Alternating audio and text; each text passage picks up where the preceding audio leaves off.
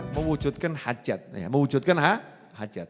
Makanya kalau kita dimintain tolong, itu anugerah itu. Wallahu fi aunil abdi. Allah pertolongannya akan selalu bersama hamba, maka nala abdu fi auni akhi. Ketika seseorang itu pertolongannya digunakan untuk nolong saudaranya. Selama orang itu mau nolong saudaranya, Allah tolong dia. Jadi kalau ada orang minta tolong, itu kabar gembira. Allah will help you. Allah akan tolong kamu. Makanya Allah kirim orang yang minta tolong sama kamu. Begitu ada orang datang minta tolong sama kamu, jangan kamu lihat orang itu datang minta tolong. Jangan kamu lihat ini masalah datang sama saya. Jangan kamu lihat ini beban datang sama saya. Karena janji Nabi Muhammad SAW, Wallahu fi aunil abdi. Sesungguhnya pertolongan Allah selalu bersama seorang hamba selama hamba itu mau nolong saudaranya. Jadi kalau ada orang datang minta tolong, Allah lagi ngirimkan pertolongannya sama kita. Tinggal kita mau ambil atau tidak. Kalau kita mau bantu dia, Allah nolong kita. Nah, ini pola pikir begini udah dipakai belum nih? Nah, dia lagi. Dia lagi. Masalah datang ini. Minta tolong gak ada habisnya. Ya kalau ada orang minta tolong kita bisa bantu ya. Kabar gembira berarti Allah akan terus nolong kita. Itu yang pertama. Yang kedua, kalau kita memang butuh pertolongan, berarti caranya gampang. Biar ditolong sama Allah, cari orang-orang yang butuh ditolong. Cari orang-orang yang butuh ditolong. Yang jelas-jelas orang itu minta tolong tapi gak ada yang nolong. Mau bayar utang, angsuran bulan ini enggak ada uangnya, angsurannya 100.000 rupiah. Sementara kita punya uang 1 juta, tapi kita punya masalah 20 miliar. Butuh enggak ditolong sama Allah nih? Punya uang 1 juta, masalahnya 20 miliar. Masalah atau enggak masalah itu? Buat dia masalah itu kan. Ini kalau mau ditolong sama Allah Ta'ala, tolong itu orang-orang yang hutangnya 100.000 itu. Kalau kamu nolong orang yang hutangnya 100.000, hutangmu yang 20 miliar akan ditolong sama Allah Subhanahu wa taala. Karena janjinya Allah akan nolong kamu kalau kamu tolong orang lain. Nah, kalau maunya minta tolong gak pernah mau nolong sama orang kan gak punya prinsip gotong royong ini. Gak punya prinsip tolong menolong. Gak ada, gak pakai dia nih. Kalau maunya nolong itu ya harus mau ditolong ya harus mau menolong. Siapa suka menolong, dia akan ditolong. Tapi jangan lihat orang lain yang nolong. Ini ilmu asyik loh. Jadi kalau kita itu lagi butuh pertolongan, butuh bantuan, yang betul-betul bisa bantu kita siapa? Allah Subhanahu wa ta'ala. Allah janji, aku akan bantu kamu. Aku akan bantu kamu. Syaratnya, kamu juga bantu yang lain. Bantu hamba-hambaku. Selama kamu mau bantu hamba-hambaku, aku akan terus bantu kamu. Selesai masalah. Berarti gampang. Tinggal kita lihat siapa yang punya masalah, kita bantu selesaikan masalahnya. Masalah kita dibantu, diselesaikan oleh Allah Subhanahu wa ta'ala. Asyik atau enggak asyik? Asyik. Iya. Nah, saya minta tolong nih sama teman-teman yang di sini nih, jaga kebersihan Masjid Ar-Raudhah. Enggak usah pakai disuruh, mana yang kotor dibersihkan. Simpel toh? Minta tolong. Jangan sampai saya bersihkan sendiri, karena kesempatanmu dapat pertolongan Allah akan hilang. Kenapa? Habib Novel enggak minta tolong lagi.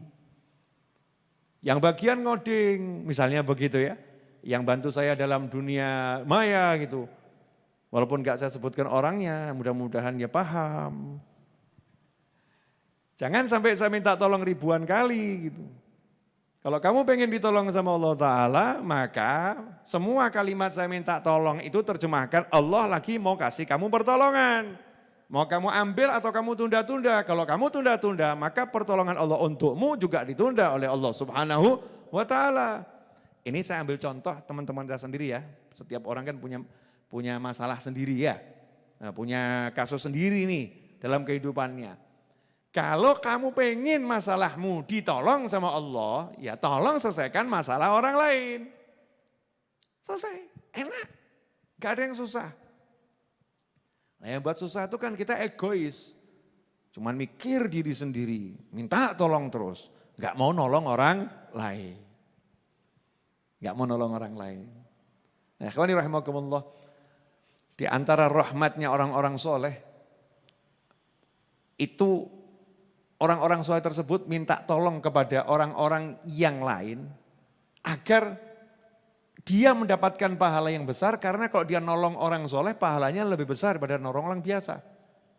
Nolong orang biasa itu udah besar, nolong orang soleh jauh lebih besar. Makanya kalau kita lihat ceritanya orang-orang terdahulu, iya, memberi kesempatan kepada di sekitarnya untuk menyelesaikan banyak hal yang sebetulnya orang-orang soleh tersebut bisa menyelesaikan sendiri. Contoh, baginda Muhammad SAW. Rasulullah SAW nyembelih kambing bisa, masak bisa. Semua bisa dilakukan sendiri oleh Nabi Muhammad SAW. Tapi Rasulullah SAW tidak menyelesaikannya sendiri. Kenapa? Memberi kesempatan kepada sahabatnya untuk mendapatkan pahala besar melayani Nabi Muhammad SAW. Makanya ketika dalam perjalanan baginda Muhammad SAW, meskipun beliau bisa menyelesaikan semuanya sendiri, tapi beliau memberi peluang kepada sahabat-sahabat beliau SAW. Contohnya itu di perjalanan, kemudian kok ada waktunya istirahat, sahabat gak pakai disuruh, gak pakai dimintai tolong, inisiatif, ya Rasulullah izinkan saya sembelih kambingnya, silahkan. Ya Rasulullah izinkan saya nanti yang motong-motong dagingnya, silahkan. Ya Rasulullah SAW izinkan saya yang masak, silahkan. Ya Rasulullah izinkan saya. Semua mau bantu Nabi Muhammad SAW. Selesai semua, Nabi bangun SAW. Ngomong juga, Rasul juga mau nolong sahabatnya. Yang masak, yang sudah nyembelih, yang udah nyincang-nyincang daging, ya, yang siapkan bumbu, yang mau masak. Nah kalau nggak ada apinya kan nggak jadi. Nah, rupanya urusan api ini terlewatkan, terlupakan. Maka saat itulah baginda Muhammad SAW mengatakan, izinkan saya cari kayu bakarnya. Ya, izinkan saya cari kayu bakarnya.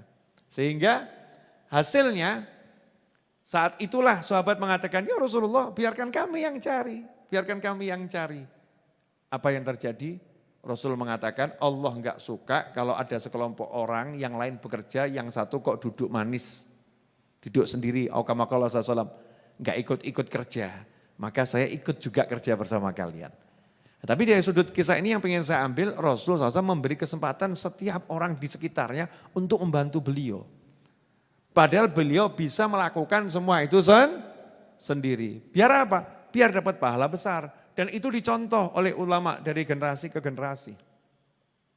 Ya, dari generasi ke generasi. Meskipun bisa, Pak Yai itu bisa ngurus pondok sendiri itu bisa. Tapi santrinya dikasih kesempatan. Kamu ya bantu ngepel masjid. Kamu ya bagian gosek WC, toiletnya. Kamu ya bagian sapu latar. Pak Yainya, Habibnya, Ustadznya ngepel sendiri, nyapu sendiri, ngosek sendiri, siap. Bisa, tapi kalau begitu nanti pahalanya semua habis. Dimakan Habib sama Pak Yai, santrinya dapat apa? Ya santrinya dapat apa? Makanya diberi kesempatan. Karena itu kamu jadi murid jangan sok. Soalnya kemudian, coba kalau enggak saya pel musolanya, siapa yang mau bantu Pak Yai? Sombong amat. Coba kalau saya enggak kosek WC-nya, siapa yang akan kosek WC-nya Pak Yai, Pak Habib? Siapa itu? Sombong amat. Kalau saya enggak urus tuh internetnya, siapa yang mau urus internetnya Habib Novel? Sombong amat. Kan gitu. Kalau enggak ada saya, wah mulai nih kalau enggak ada saya. Kalau enggak ada saya, itu kalimat meniadakan Allah itu. Enggak ada kamu enggak masalah. Karena Allah selalu ada. Enggak ada saya enggak masalah. Karena Allah selalu ada. Enggak ada dia enggak masalah. Karena Allah selalu ada. Yang masalah kalau di hati kita enggak ada Allah. Itu masalah. Yang ada saya. Allahnya enggak ada. Ngeri itu. Na'udzubillah min dzalik. Jazakumullah khairan. Pemirsa dimanapun Anda berada, pelajaran di malam hari ini adalah bagaimana kita berupaya mewujudkan hajat orang lain. Itu pahalanya besar dan itu bagian daripada menyenangkan muslim bertambah.